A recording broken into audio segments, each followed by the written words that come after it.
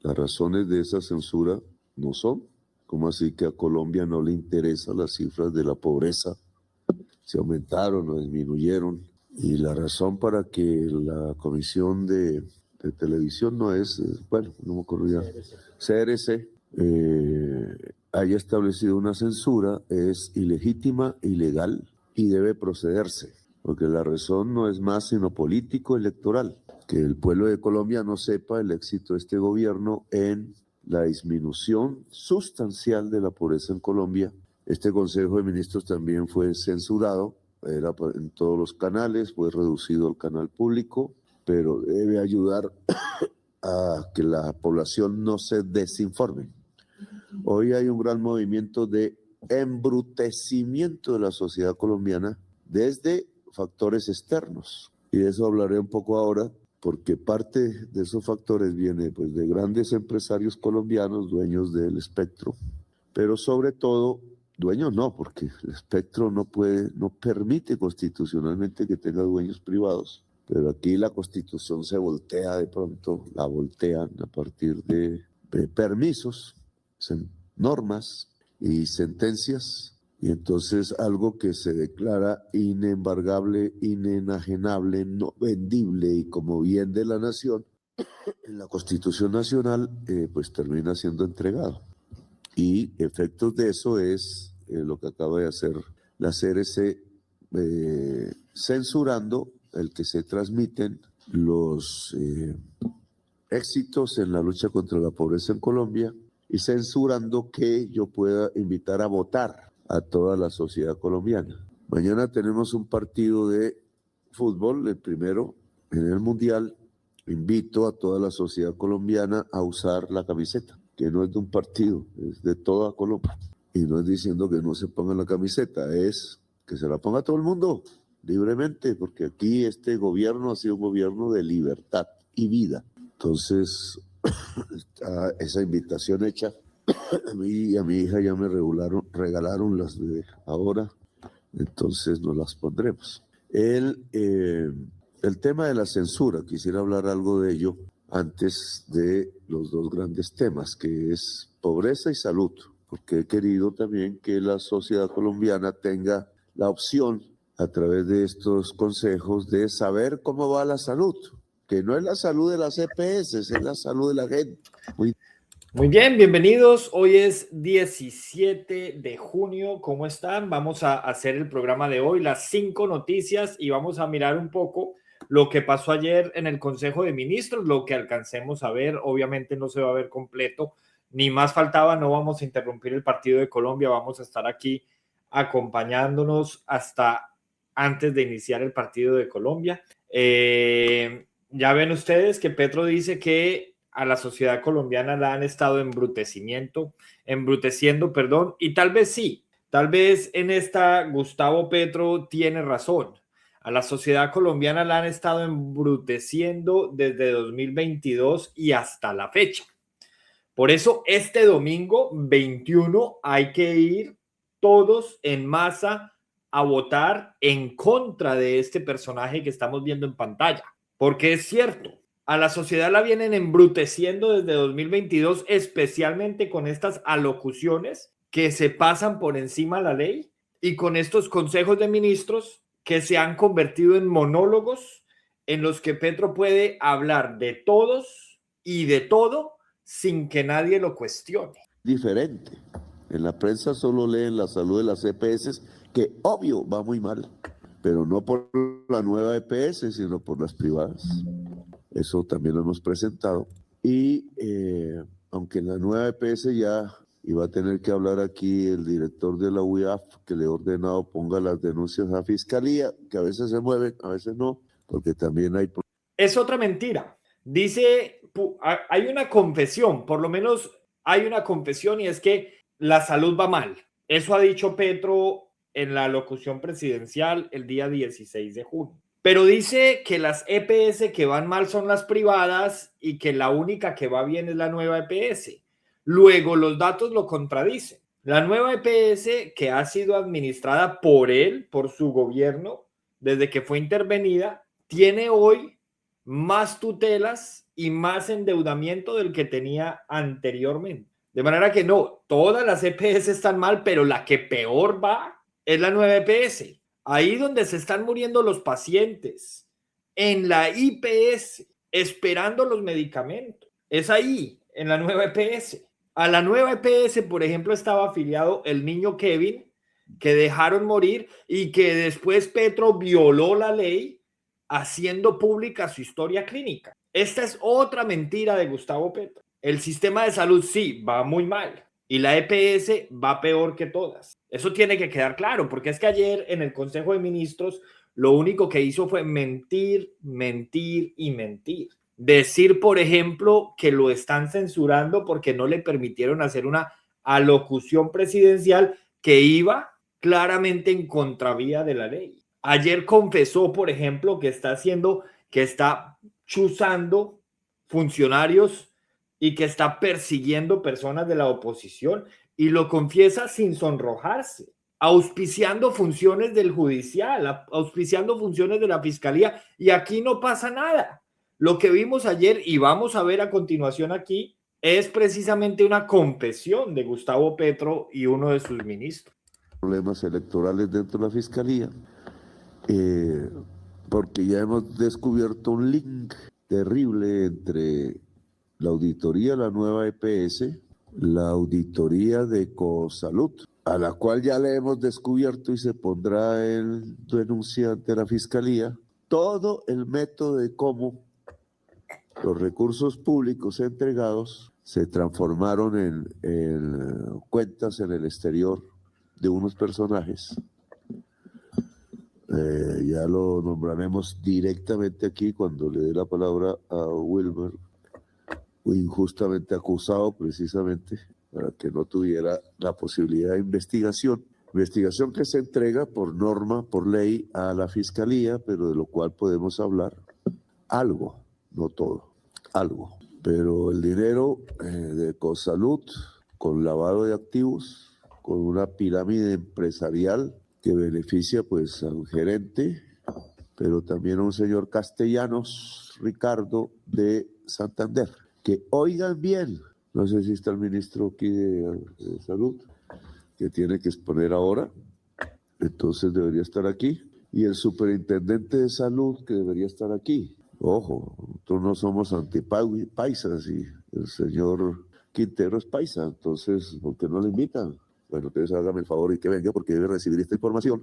Señor Ricardo Castellanos, Santander, es uno de los grandes operadores de medicinas en Colombia. Grandísimo, porque sus negocios alcanzan 35 billones. O sea, ninguno de ustedes, ministros, maneja tanto, solo el de educación y el de salud. Tanto dinero como 35 billones de pesos en contratos de medicinas. Y ya descubrimos que 5 billones de dinero público destinado al pueblo de Colombia están en fondos internacionales, incluidos Estados Unidos. 5 billones es una... O sea, Petro, primero que todo, no tiene las facultades. Esa no es labor del Ejecutivo, hacer este tipo de investigación.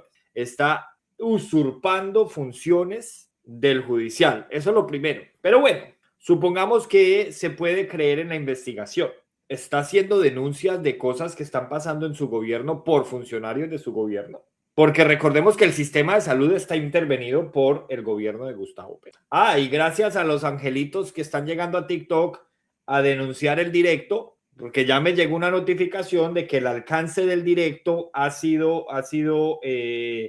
bloqueado por 10 minutos porque estoy exponiendo contenido sexual. Mienten hasta para denunciar un directo. Por eso los quiero invitar. Estamos en directo por Twitter o por X ahora, por Facebook y por YouTube. Los invito a que pasen a estas plataformas porque pues obviamente en TikTok el seguimiento que se hace a las denuncias es menor y a veces, por lo menos a mí siempre me han tenido que poner mentiras para poderme bloquear los directos porque no tienen otra opción. Vamos a arrancar con la primera noticia del día, señores. Es muy sencillo. El CNE, ojo a esto, tumba medidas cautelares contra Atlas Intel. Ahí sí quedaron como Benedetti, como Armando, quedaron mamán. El Consejo Nacional Electoral dejó sin efectos las medidas cautelares que limitaban la publicación de encuestas de Atlas Intel, firma que ha realizado mediciones divulgadas por la revista Semana.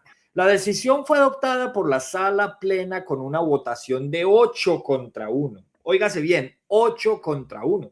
Eso sí son mayorías aplastantes. Y revocó la suspensión temporal que había sido ordenada dentro de una actuación relacionada con estudios electorales. Es decir, entre la primera vuelta y la segunda vuelta, la campaña de Iván Cepeda se dedicó a manipular a la opinión pública. Ahí sí, como dice Gustavo Petro, a embrutecer a la opinión pública. Y todo se les ha ido cayendo con ese mismo chuchuchú que ellos aplicaron al sistema de salud. Vale la pena recordar, este tema de Atlas Intel fue previo a la primera vuelta. Recuerden que a Petro, que le gusta tanto hablar de censura, pues querían censurar la encuesta de Atlas Intel. Pero entre la primera vuelta y la segunda vuelta, recuerden ustedes, lo primero que se sacó fue que salieron a decir que no se podía usar la camiseta de la Selección Colombia. Iván Cepeda inclusive ordenó que su campaña nadie podía ponerse la camiseta de la Selección Colombia y después les tocó recular y ahora son ellos los que están invitando a utilizar la camiseta de la Selección Colombia. Luego está claro, el que pega primero pega dos veces, eso ya quedó clarísimo. Posterior a eso, como eso les salió mal, entonces llegó otra prohibición, que ya no podíamos usar el Firmes por la Patria, que ya no podíamos decir que éramos los defensores de la patria y que además tampoco se podía utilizar la bandera de Colombia para hacer campaña. Ojo, no como ícono de campaña, sino dentro de los videos de la campaña. No se podía. Eso también se les cayó. 24 horas para que se cayera. Entonces ahora salieron con el cuento de una denuncia penal, que una denuncia penal nunca es una noticia, porque cualquiera puede denunciar a cualquiera. Para eso solamente se necesita redactar un documento, aportar ahí unos indicios y se entrega a los entes de control para que ellos hagan su trabajo de investigación. Entonces, no, una denuncia penal que ya hizo tránsito a cosa juzgada porque fue hace más de 20 años y ya habían dicho que el señor de la Espriella ahí no tenía nada que ver. Y lo último fue ayer, otra denuncia penal, esta vez por un contrato de una EPS a la firma de abogados de la Espriella para que los defendieran un proceso. Es decir, la EPS, según esto, no tiene derecho a contratar un abogado. En eso estamos. Todo entre la primera campaña y la segunda campaña. Bueno, y la de hoy es que arrestan al señor Beto Coral. Hay dos hipótesis. La primera es que el señor va y pide asilo político porque Colombia es un peligro para él, pero en simultáneo es candidato a la Cámara de Representantes y de ser ganador tendría que haberse ido a vivir a Bogotá. Ahí hay una contradicción. Luego, las fuentes oficiales de Estados Unidos, del Estado, ya confirmaron que era que el señor había entrado como turista y se quedó más del tiempo permitido, no tiene documentos, está de manera irregular y por eso lo detuvieron y lo van a deportar. Vamos a ver cuál de las dos versiones se confirma, pero no se sabe cuál es peor, que entre el diablo y escoja. Continuando con lo de la encuesta, la controversia se produjo en plena campaña presidencial y giró alrededor de la posibilidad de restringir la divulgación de encuestas antes de la segunda vuelta. Según la nota, la medida había sido cuestionada porque no habría pasado inicialmente por la discusión plena del Tribunal Electoral, lo que abrió un debate sobre debido proceso, libertad de información y garantías de la competencia electoral, porque recuerden ustedes que la figurita, el angelito que hizo esto en el Consejo era precisamente una ficha del petrismo, que se paró de la mesa y salió furiosa cuando le dijeron que eso no se podía hacer. En eso estamos, señores, una campaña desfigurada que entre primera y segunda vuelta lo único que hizo fue recular en todas sus propuestas para aparentar moderación y tratar de recoger al centro, que entre otras cosas eso les salió muy bien, porque ya hoy Claudia López, por ejemplo, se les unió, aunque a ninguno les sorprende. En eso estamos. Continuemos aquí con el señor Petro, a ver qué más decía en el Consejo de Ministros. Estafa a la nación entera. Una cantidad que es difícil. Solo en la salud he visto cantidades así de dinero que se fuga, mientras el Congreso, Comisión Séptima del Senado, pagada por Queralty, suspendió la posibilidad de que tuviéramos una ley y ahora nos echan la culpa de la crisis. La culpa de la crisis la tiene la Comisión Séptima del Senado por soborno y codicia de los dueños de Geralti, comprados. Porque también ya descubrimos que no solamente se han llevado 5 billones, este señor tiene grandes contrataciones con la nueva EPS, con Cosalud y otras, son 6 EPS, algo así, que le permitió amasar tal tamaño de control sobre la compra de medicamentos que 5 billones de estos 35 están en sus cuentas personales fuera del país. Hay otros hechos graves. La firma auditora de Cosalud, que debió haber descubierto esto, es la misma que tiene hoy la nueva EPS. BOC se llama. Hasta los interventores que hemos puesto de acuerdo a las normas, que son los amigos del anterior superintendente de salud último del gobierno de Duque, pues han seguido con muchos de ellos con los negocios, como permitir que la nueva EPS, en vez de cortar el contrato que un interventor... Miren, esto es gravísimo. Esto es sin duda una de las cosas más graves que ha pasado en este gobierno y por eso, con mayor razón, hay que salir el domingo todos a votar en masa por Abelardo de la Espriella. Porque aquí lo que estamos viendo es el talante dictatorial y autoritario de Gustavo Petro. Él no pertenece al judicial. Él no tiene facultades, óigase bien, no tiene facultades para hacer este tipo de investigación. Pero además es un acto de suma irresponsabilidad dar a conocer los resultados de una investigación que él hizo sin tener las facultades, usurpando funciones de otras entidades y sin respetar por lo menos la presunción de inocencia de los investigados. Esto solo se ve en dictaduras. Lo que pasa es que Colombia tiene unas instituciones muy fuertes y por eso han sobrevivido a Gustavo Petro, porque intentos de tomárselas tuvo muchos. Afortunadamente pudo más la fuerza de las instituciones. Pero es de suma gravedad lo que está haciendo Gustavo Petro y lo que hizo ayer en el Consejo de Ministros. Miren ustedes, lo mismo que hizo con los hermanos Vargas Lleras, exactamente lo mismo.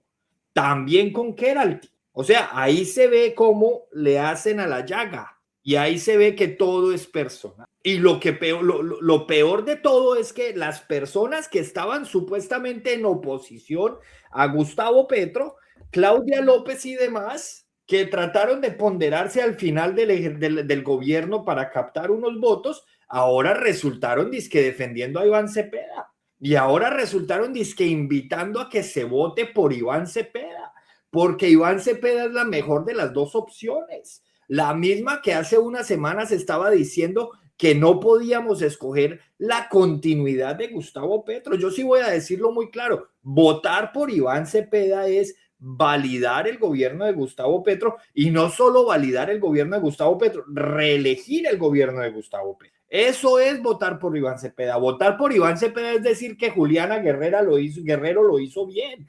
Votar por Iván Cepeda es decir que por fortuna mataron a Miguel Uribe Turbay y que no nos importa. Eso es votar por Iván Cepeda.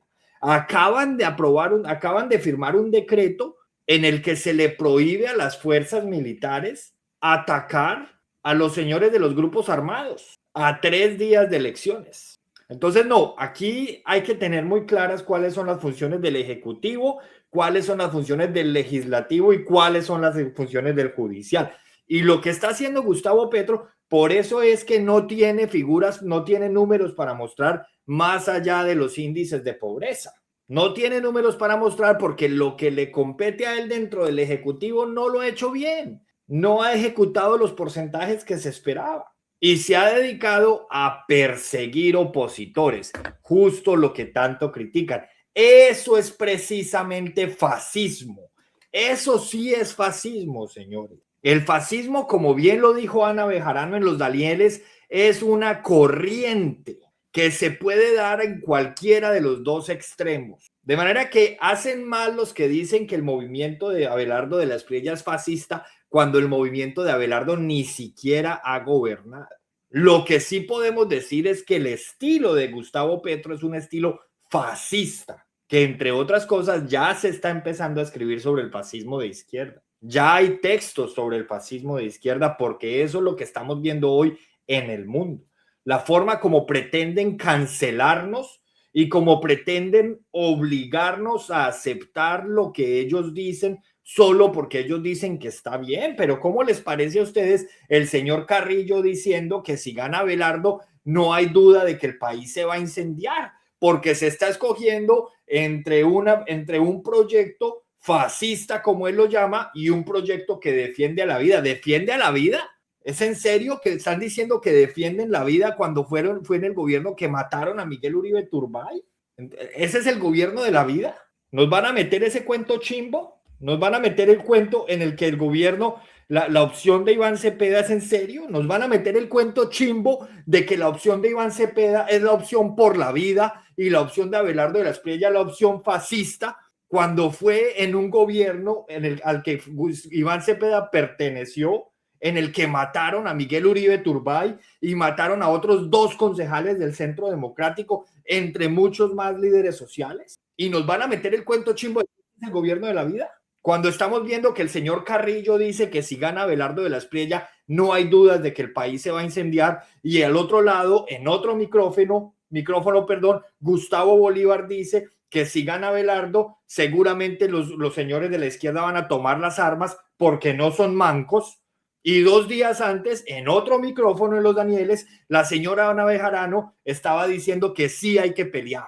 Y que hay que pelear porque no podemos permitir que se escoja Abelardo de la Espriella. ¿Esos son los señores que nos están invitando a votar por la vida? ¿Es en serio? Yo creo que tenemos mucho para reflexionar como colectivo, como país. Porque aquí no nos pueden seguir metiendo en falsos dilemas. Un señor que nunca en la vida ha gobernado, que no ha pertenecido a cargos de elección popular, que no sabemos cómo es su gerencia pública, no nos pueden venir a decir que es el fascismo. Cuando por el otro lado se está terminando un gobierno en el que sí han perseguido opositores, en el que han despedido personas porque no han seguido las órdenes del presidente, como si esto fuera una monarquía, y en el que el candidato nos dice en campaña que cuando gane le va a hacer un homenaje a Petro. No, pues estamos a 3 doritos de que Iván Cepeda proponga que Colombia sea una monarquía en la que Gustavo Petro sea el rey y el señor Cepeda sea el presidente del gobierno, algo muy parecido a lo que pasa en España. Entonces, háganme el favor. Muy bien, tenemos otra noticia. Gustavo Petro encabezó un acto público. Oigan esto, Gustavo Petro encabezó un acto público en la Universidad de Antioquia en Medellín, donde se refirió a distintos sectores políticos. Cuestionó al alcalde Federico Gutiérrez, atacó a Abelardo de la Espriella y denunció que estaría siendo limitado en redes sociales por decisiones de plataformas digitales. También se refirió a Estados Unidos, al debate sobre la dolarización y a supuestas campañas oscuras financiadas desde el exterior. Lo primero es que Abelardo de la Espriella no ha propuesto en su contenido programático, en su plan de gobierno, no hay absolutamente nada alrededor de la dolarización. Ese es el primer bulo. Lo segundo es que no, a Gustavo Petro nadie lo está censurando y nadie lo está limitando. Por orden constitucional, Gustavo Petro no puede participar en la contienda electoral. No puede participar ni a favor de uno ni en contra del otro. Se acaba la discusión, lo dice la Constitución que él tanto ha defendido y a su vez ha atacado. Así que aquí nadie lo está limitando. Aquí lo que le estamos exigiendo es que cumpla la ley. Durante su intervención, el presidente afirmó que había dado instrucciones al director de la policía sobre uniformados que, según él, habrían actuado contra jóvenes en Pamplona. Miren ustedes la gravedad de esto. ¿Cómo así que según él? ¿Y quién es él? Si es que él no pertenece, yo insisto, él es el jefe del Ejecutivo. No tiene por qué estar haciendo investigaciones y no tiene por qué, como le dijo Keiko Fujimori en su momento, estar metiendo sus narices rojas en estos asuntos. Las declaraciones de Petro se producen en un contexto electoral marcado por restricciones para que el jefe de Estado intervenga en política y por cuestionamientos sobre el papel del gobierno en la campaña presidencial. Todo esto confirma la deriva peligrosa en la que estamos cuando, entre otras cosas, Gustavo Petro no ha reconocido los resultados de la primera vuelta. Estamos a 3 días de la segunda vuelta y todavía no los ha reconocido. Un presidente que no está actuando como símbolo de unidad nacional, más bien está actuando como el jefe de una facción política. Petro denunciando censura, denunciando sabotaje, fascismo, conspiraciones internacionales y campañas oscuras, pero lo hace utilizando la presidencia, lo hace con recursos públicos, con el peso del Estado, de lo que implica ser jefe de Estado. De manera que él tiene que cuidar más sus opiniones. Aquí no estamos frente a lo que yo opino de Gustavo Petro. No, la figura del presidente está arreglada en la Constitución. El problema, señores, no es que Petro hable. El problema es que gobierna como si toda crítica fuera una agresión y toda institución que lo limita fuera enemiga del pueblo. Eso es precisamente fascismo. Por eso lo que tenemos es que empezar a voltear la narrativa. No podemos seguir permitiendo que aquí se refieran a nosotros porque pensamos diferente como fascistas, cuando los que están ejerciendo el fascismo son precisamente ellos. Una mentalidad profundamente dañina. Divide a la sociedad entre los buenos que lo siguen y los malos que lo cuestionan. Y a los que los cuestionan los manda a perseguir y les envía los sicarios digitales. Amenazas y ataques que muchas veces se materializan, como se materializaron los 44 trinos en contra de Miguel Uribe Turbay. 24 horas después del último trino en el que Petro le dijo que no iba a pasar, lo asesinaron. De manera que no, señores, Colombia no necesita un presidente en campaña permanente. Colombia necesita un gobierno que respete límites, instituciones y equilibrio democrático. Eso es lo que necesita Colombia. Tiene el derecho normativo, legal, haya mantenido una auditoría sobre la nueva EPS completamente falsa y metido en los negocios de Cosalud.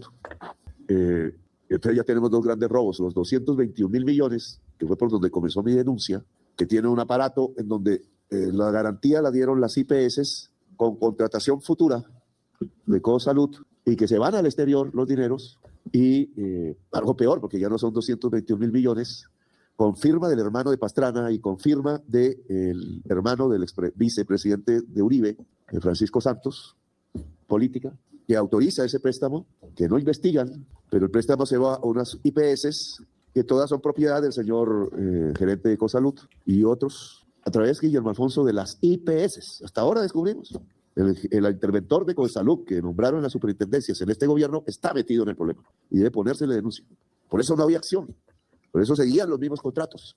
Son enemigos de la reforma a la salud, puestas desde el gobierno incluso. Pero también descubrimos que 221.000 millones de pesos quedó en pañales. Voy a poner esto, porque ahora hablo un poquito. No nos van a callar, no nos van a callar. Quedarán los libros, las palabras de la vida y del cambio en Colombia. 10 tomos, hablé mucho. No, pero es que son 10 tomos, entonces quiero que se vean los tomos. No sé si alguien los leerá completos, pero servirán para las investigaciones, etcétera, y para que toda la campaña de desinformación paga contra este gobierno, paga por empresarios que nunca quisieron que subiéramos el salario a trabajadores y mejoráramos sus condiciones de trabajo. Ahora están muy interesados en que se cambie todo eso por el contrato por horas. Tenemos ya trabajadores, campesinos votando por eso, o sea, Es que esto es falso. ¿Cómo así que trabajadores y campesinos votando por esto? Nadie ha hecho esa propuesta, señores. Nadie ha dicho que se va a cambiar el contrato que tenemos actualmente por el contrato por horas. Absolutamente nadie. Eso además tendría que ir al Congreso. Por eso es muy importante el momento de votar. Es muy importante hacerlo conociendo cuáles son los límites del Ejecutivo, porque es que aquí nos están metiendo en cuentos chimbos, que Abelardo quiere acabar con el SENA. Hágame el favor, que Abelardo quiere acabar con bienestar familiar. Nadie ha dicho eso en ningún momento. Pero claro, divide y reinarás. Claro, se inventan las cosas. Gustavo Bolívar lo dijo, lo tengo por aquí en un video. Gustavo Bolívar fue claro. Nos quedan no sé cuántos días y tenemos que inventarnos una cosa cada día. Déjenme si encuentro el video. De manera que aquí estamos frente a las mentiras precisamente de lo que es el fascismo de izquierda. Ahorita lo busco porque les quiero leer algo antes de continuar. Cinco características que les quiero leer. Observen ustedes y me dicen si se les parece a Gustavo Petro. Lo primero es que es una obsesión con la idea de que la nación ha sido humillada. corrompida o está al borde de la destrucción por culpa de enemigos internos y externos. El movimiento promete un renacimiento nacional y radical que devolverá a la patria su dignidad. Eso es lo primero. Lo segundo, el líder no es un simple presidente. El líder se presenta como la encarnación misma de la voluntad del pueblo. Segundo, su autoridad es incuestionable, infalible y sagrada. Las instituciones del Estado se debilitan para que todo el poder real emane directamente de las decisiones del líder y su círculo cercano. Tercero, ojo a esto, todo en el Estado y nada por fuera del Estado, nada contra el Estado. Se destruye la frontera entre la vida pública y la vida privada. Ojo a esto, el individuo pierde su valor por sí mismo. Solo importa en la medida en que sirve a los objetivos de la colectividad estatal. Se elimina el pluralismo político y se sustituye por organizaciones controladas por el mismo gobierno. Algo muy parecido a lo que pasa con FECODE. La violencia no se ve como un recurso de última instancia, sino como una herramienta política legítima, terapéutica y purificadora. Exactamente lo que pasa cuando incendian las calles y las inundan con los señores del estallido social, por ejemplo. El movimiento se organiza, utiliza la fuerza para aplastar la disidencia, promueven valores como la obediencia ciega. Aquí lo hemos visto en este gobierno, el que no obedece se va. A un militar que llevaba décadas de servicio lo sacaron porque denunció la carnetización para la primera vuelta en los sectores en los que estaban obligando a votar por Iván Cepeda. Eso es lo cuarto, la violencia se ve como un recurso. Y lo quinto es que se necesita canalizar la frustración, el miedo y la ira de las masas hacia objetivos concretos. Funciona mediante la lógica de nosotros contra ellos. Se define a un enemigo, que pueden ser minorías, puede ser lo que ustedes quieran. En este caso, el enemigo es la derecha. Anteriormente era el uribismo y ahora es la derecha. Y a este enemigo se le culpa de todos los males de la sociedad. Esto permite unir a la población a través del odio compartido y justificar la represión y la pérdida de libertades en nombre de la seguridad nacional. Eso es lo quinto. 5 características indispensables para considerar que un régimen es fascista. Aquí no se habla ni de izquierda ni de derecha, señores. Aquí se habla de 5 características indispensables para considerar que un régimen es fascista. Estoy seguro que muchos de los que me están viendo, en cada una de ellas, vieron dibujado al gobierno de Gustavo Petro. De manera que sí, señores, aquí también existe el fascismo de izquierda y ya hay literatura sobre el tema, porque históricamente se ha dado en movimientos de derecha, eso es cierto, pero ya hay literatura sobre el tema, sobre el fascismo de izquierda. Entonces aquí no podemos seguir permitiendo que Ana Bejarano y que los señores que se dicen intelectuales en la izquierda nos vengan a decir que es que nosotros somos fascistas porque vamos a votar por un proyecto diferente al de Iván Cepeda, porque esa cancelación precisamente también hace parte de lo que se conoce como fascismo. Así que aquí podemos estar frente a un régimen que se perfila a ser fascista de izquierda si dejamos que siga ganando terreno y siga ganando ventaja. Porque, repito, estas 5 características que son indispensables para que un régimen sea fascista se pueden dar tanto en la izquierda como en la derecha. Y con esto termino. Aquí solo hay una diferencia, y es que el pacto histórico ya gobernó y ya vimos cuál es el talante del pacto histórico. Y sin duda, esto sí es una opinión personal, para mí Iván Cepeda es más peligroso que Gustavo Petro. Así que ustedes mismos pueden concluir cómo podría ser un eventual gobierno de Iván Cepeda o, lo que es mejor, el segundo gobierno del pacto histórico. Porque elegir a Iván Cepeda es aprobar a Petro y no solo aprobarlo, reelegirlo. Al otro lado tenemos a un Abelardo de la Espriella que no ha gobernado y que no tenemos ni idea de cómo pueda salir ese gobierno. ¿Que se pueden dar características de fascismo también? Claro que sí, porque es que las características se pueden dar a un lado o al otro. Pero aquí tenemos antecedentes de un lado, del de Iván Cepeda, del pacto histórico, y no tenemos antecedentes del otro. De manera que yo quería hacer esa claridad, porque es que no podemos seguir metiéndonos en este falso dilema de que el uno es la vida y el otro es la muerte. Porque si vamos a hablar de muerte en este gobierno, sí que murieron líderes sociales. Si vamos a hablar de muerte, pues podríamos preguntarle a la familia Uribe Turbay cómo se siente. Así que no nos metan el cuento chimbo de que este es el gobierno de la vida, porque eso se contradice con los datos. Aquí estamos frente al gobierno de la muerte, que se quiere hacer reelegir.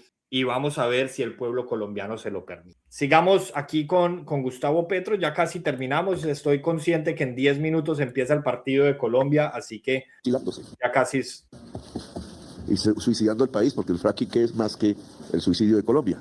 Entonces aquí tenemos ya una investigación completa, más o menos completa, ya se pasa como denuncia la Fiscalía, en donde vía IPS, dueños del que era propietario el gerente y sus socios, dos grupos empresariales al menos, descubrimos que ahí está Keralty y descubrimos que a través de una señora que sacaron de allá y trasladaron a pues, un fondo, está comprando cosas a nombre de capitales mayamienses, de Brasil y otros, pero todos tienen el mismo dueño, es decir, están construyendo un monopolio en las IPS, ya no EPS, hay que saber distinguir, las IPS son clínicas y hospitales que se están comprando para hacernos un monopolio en algo que nosotros queremos es fortalecer.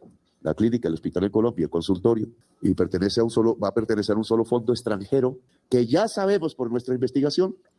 Y sigue insistiendo con su investigación. Eso es dictatorial, eso es autoritarismo. El presidente de la República no está facultado para llevar a cabo este tipo de investigaciones. Y ojalá a su ministro le caiga todo el peso de la ley por usurpar funciones, por presuntamente usurpar funciones, porque ya las entidades encargadas están llevando a cabo sus investigaciones. Recuerden ustedes, Gustavo Bolívar lo dijo, todos los días hay que inventarse algo nuevo. La nueva invención es que presuntamente Abelardo de la Espriella ha estado involucrado en reclutamiento de niños para grupos paramilitares. Por lo menos aquí la invención es presuntamente. Aquí lo que sí podemos decir es que este gobierno que se está queriendo hacer reelegir, esto sí lo podemos decir, el gobierno que hoy está tratando de hacerse reelegir, el de Gustavo Petro con el pacto histórico en cabeza de Iván Cepeda, se abraza con los reclutadores de niños a otrora.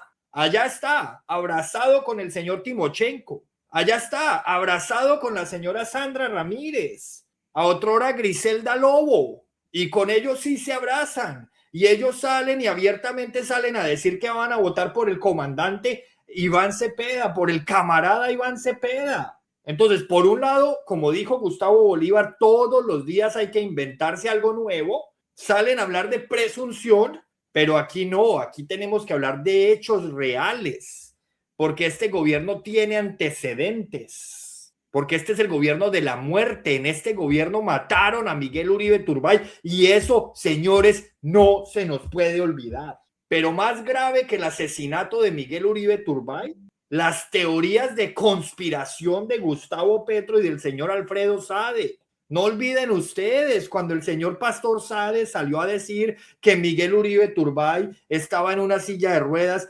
paseando por la clínica Santa Fe. Y no olviden que el señor Gustavo Petro, otra vez sin facultades para hacerlo, lanzó de manera irresponsable 7 hipótesis alrededor del asesinato de Miguel Uribe Turbay, para que después nos confirmaran que la orden habría salido de la segunda Marquetalia, de Iván Márquez, el amigo de Iván Cepeda. Y aquí nos vienen a decir que presuntamente de un lado hay reclutamiento de menores, los mismos que han defendido y se han abrazado con los que han reclutado menores durante décadas en Colombia, los mismos que defienden y reciben los votos de los señores que tienen bajo sus espaldas o tras sus espaldas 18.677 casos de niños en un periodo de solo 20 años. Y esa es la narrativa con la que pretenden ganar la segunda vuelta. Es que tenemos que salir indignados en memoria de Miguel Uribe Turbay a votar por Abelardo de la Espriella. porque volver a votar por el pacto histórico no solamente es aprobar a Juliana Guerrero, aprobar al señor Olmedo López, aprobar a los señores que están en Nicaragua prófugos de la justicia, Carlos Ramón González, aprobar al señor de Ecopetrol, a Roa, aprobar a Gustavo Petro. No solo es aprobar y decir que lo hicieron bien, sino reelegirlos, señores. Es reelegir un gobierno del pacto histórico. Es reelegir el gobierno de la muerte. Y eso es lo que no podemos permitir en Colombia. De manera que si el 31 de mayo fuimos 10.300.000 a votar por Abelardo, pues que ahora seamos 15. Porque entre más amplia sea la diferencia, mejor va a ser, porque más difícil les va a quedar denunciar el fraude. Más difícil. Claudia López, señores, algo que no nos sorprende. Claudia López anunció que votará por Iván Cepeda en la segunda vuelta presidencial. Hasta ahí, bueno, pero además defendió su decisión afirmando que el candidato representa una opción para consolidar un gobierno progresista con correcciones. Es bastante cómico. Claudia López y la señora Jennifer Pedraza, las dos votando otra vez por el gobierno del pacto histórico, bajo los mismos argumentos que votaron por Gustavo Petro. El respaldo de Claudia en algunos sectores genera controversia, en otros no sorprende, porque en el pasado había cuestionado duramente a Iván Cepeda durante la campaña. Recuerden ustedes lo que fue lo previo a la primera vuelta. Entre los señalamientos que se le recuerdan a López, había advertido sobre presunto constreñimiento electoral por parte de estructuras armadas ilegales en regiones. Oiga, cosa que se comprobó. Es estadísticamente imposible, dada la polarización del país, que haya mesas con el 100% de los votos para Iván Cepeda. Pues eso sucedió y Claudia López lo denunció. Incluso había mencionado que la diferencia de votos en una elección presidencial podía verse afectada por presiones de este tipo. Y ahora su respaldo a Cepeda ha sido leído por críticos como un giro político difícil de justificar. Pero es lo mismo de la señora Jubinao, es lo mismo de la señora Jennifer Pedraza. Y es entendible. Este es el precio que están pagando para que los dejen salir y armar su partido propio por fuera de la Alianza Verde. Mientras por el otro lado, esperaron a las elecciones para que JP volviera a ser el más votado, pudiera jalar unas curules con sus votos y después darle una patada en el trasero y echarlo, porque no iban a permitir dos incisiones. A JP lo echaron, que fue el que más votos le puso al Partido Verde, y a la señora Jubinao, a cambio de los votos por Cepeda, le permitieron armar su rancho aparte. De esa manera es la política, o se mueve la política en las huestes izquierdistas de Colombia. Muy bien, nos espera el partido de la Selección Colombia, el debut. Recuerden, todos con la camiseta, firmes por la patria, defensores de la patria, y aunque ellos se están poniendo la camiseta, pues recuerden que el que pega primero pega dos veces. Así que todos sabemos lo que la camiseta representa por estos días. Y ojo, los que vivimos en el exterior, las urnas están abiertas desde el lunes. Mañana es el cuarto día de votación. En Miami ya empezaron a restar porque Beto Coral, por fortuna, no va a poder votar. Y tiemblan los señores que están comprando votos, y que sigan temblando. Y el domingo, ojalá podamos celebrar un triunfo de la oposición. Y si no, pues celebraremos que llega un senador y llega un excelente representante a la Cámara a hacerle oposición al gobierno de la muerte 2.0. Nos vemos mañana. Muchas gracias.